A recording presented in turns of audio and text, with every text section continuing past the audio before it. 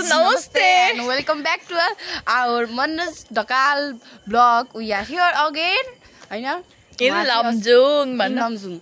वहाँ चाहिँ अस्मिता घिमिरे, म अर्पणा घिमिरे, वहाँ प्रकृति घिमिरे हैन. आज चाहिँ हामी तीनजना सिस्टरहरु Q&A क्वेशन गर्न गइरहेका छौं. त्यो कमेन्ट हैन जस्ट लाइक वहाँ जानु भयो थियो टुर अनि म चाहिँ गर्न गइरहेको छु क्वेशन. है त सुन्दै गर्नु होला. ल प्रकृति जी हजुर टुर कहाँ जानु भएको थियो? मुस्ताङ हजुर मुस्ताङमा जाँदा घरबाट कति बजे हिँड्नु भयो र के भयो हजुरको फर्स्ट दिनको बारेमा केही यहाँ सुनाउनु होला. हामी मुस्ताङ जानुमा घरबाट 4:50 मा हिँडेर रामबजारबाट 6 o'clock मा हिँड्यौं. अनि त्यसपछि हामी पोखरा गएर अनि माथि बागलुङ कालिका अलि यतापट्टि गए पसलमा गएर खाजा खान थाल्यौं. अनि खाजा खाएपछि बागलुङ कालिका गयौं. अनि बागलुङ कालिका गएपछि पहिला सुरुमा सबैजना भएर मन्दिरमा दर्शन गरेर एउटा ग्रुप फोटो खिच्यौं. अनि आएर बिस्तारै माथि आएर त्यहाँ पसलहरुमा गएर चकलेटहरु किनेर माथि बागलुङ कालिकामा अहिले विश्वकै सबैभन्दा अग्लो र लामो पुल चढ्न गयौं. पुल चढ्दाखेरि चाहिँ हामी आधा बाटोमा पुग्ने बेलामा डर लागेर फर्कियौं. त्यसपछि हामी पर्वत म्याग्दी बेनी हुँदै रुप्से झरना पुग्यौं. अनि रुप्से झरना पुगेपछि सबैजना बसबाट झरेर भिडियो बनायौं, फोटो खिच्यौं. त्यसपछि हामी सिधै लेते पुगेर बिहानको खाना खायौं. कति बजेतिर खाना खायौं. अनि त्यसपछि जोमसुङ गयौं. त्यहाँ चाहिँ स्याउका बुटहरु हेर्दै मुख रसाउँदै हिँड्यौं. अनि जोमसुङबाट फेरि माथि के अब हामी त गएनौं हैन कालिदी हामी जाने पछि हाम्रो नि आउँछ टेन्सन नगर्नु न. छुसाङ भन्ने ठाउँमा गएर हामी बेलुकाको के भन्ने ठाउँ रे छुसाङ हामी भोलि पर्सि जाँदा थाहा हुनु पर्यो नि त. छुसाङ फेरि छुसाङ भन्ने ठाउँमा गएर एउटा होटल बसेको छ. होटलको नाम थाहा र त्यो होटल फेरि न वाइफाई रहेछ. यति अत्यार लाग्दो थियो हैन गाइजहरु. अनि काली हामी होटलमा बस्यौं. पहिलो दिन यसरी नै बित्यो हजुर. दोस्रो दिन कहाँ गयो अब? दोस्रो दिन कहाँ गयो अब? अस्मिता घिमिरेजीको क्वेशन ल सुन नेपाली. ल भन दोस्रो दिन कहाँ गयो, कस्तो भयो? दोस्रो दिन हामी बिहानै 4:30 बजे उठेर अप्पर मुस्ताङ जाने भनेर तयार भएर हिँड्यौं. अनि बाटोमा सबै मुस्ताङको डाँडाहरु सबै मरुभूमि रहेछ. त्यहाँ चाहिँ सबै धुपी अलि सानो धुपी रहेछ. त्यसपछि हामी बिस्तारै माथि गएर ठ्याक्कै चाइनाबाट जाँदा तलबाट एउटा होटलमा खाना खायौं बिहानको.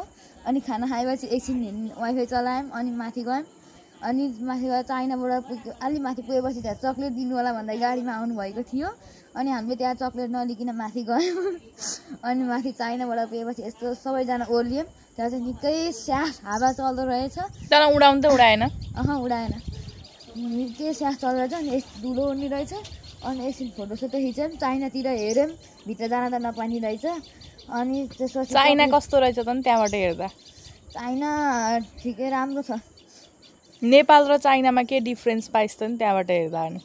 अब नेपालको घरहरु अर्कै हुन्छ, चाइनाको अर्कै हुन्छ. चाइनाभित्र चाहिँ हामी जान पाइएन. पिलर थियो त्यहाँ, गेट लगाएको थियो. अनि माथि नेपाल. अनि 2000 के रहेछ त्यहाँ मैले याद भएन. त्यहाँ फोटो खिच्यौं. अनि त्यसपछि यता आएर हामी सबैजना मिलेर चकलेट किन्न थाल्यौं. अनि चकलेट किनेपछि बसमा गयौं. अनि बसमा आयौं. अनि बस आउँदा आउँदै तल एकछिन बिग्रियो, टायर पड्किएको हो.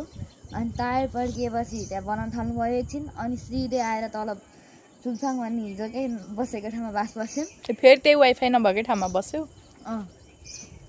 अब फेरि भन. अनि त्यसपछि भोलिपल्ट बिहान उठेर हामी मुक्तिनाथ मन्दिर दर्शन गर्न गयौं. मुक्तिनाथमा नुहाइस अनि त्यो धारामा? मुख चाहिँ धुँदै हिँडेको हो. त्यहाँको पानी चाहिँ निकै चिसो रहेछ. कुण्डमा पनि हेरियो. अनि त्यसपछि यता ठुलो मूर्ति रहेछ त्यहाँ गयो. तर उकालो चढ्दा गाह्रो भएको थियो. उकालो चढ्दा भन्दा ओर्लिन गाह्रो भएको थियो. त्यसपछि हामी निकै जाडो भएर आत्तिएर तल झरेर बसमा गएर बसिहाल्यौं. त्यसपछि सबै सरहरू बिस्तार आउँदै गर्नुभयो. घोडाहरू निकै थिए. अनि कोही बुढाबुढीहरूलाई चाहिँ त्यो हाम्रो भन्ने डोली जस्तो के हो त्यो जान्दिनँ हैन. डोली जस्तोमा चढाएर लिएर जानुभयो. कोही घोडा चढे. अनि घोडा चढिस?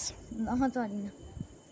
घोडा खासमा चढ्न हुन्न अरे नि. घोडा मान्छे चढ्ने खालको होइन अरे के. त्यसको शरीरको स्ट्रक्चर चाहिँ हामी चढ्नलाई त्यो राम्रो होइन अरे के. चढिएन. अनि त्यसपछि बिस्तार आयौँ. अनि आएपछि सबैजना आइपुगेपछि अनि हिँड्यौँ त्यहाँबाट.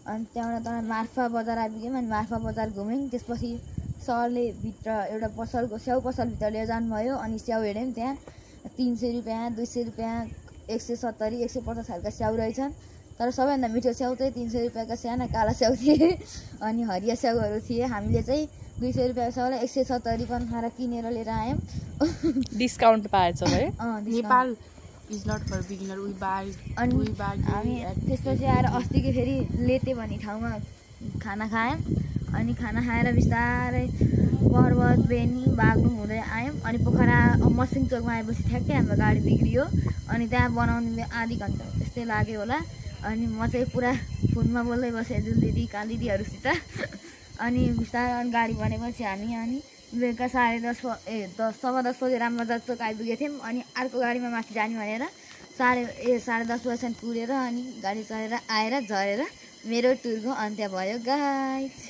ल बाई बाई बाई बाई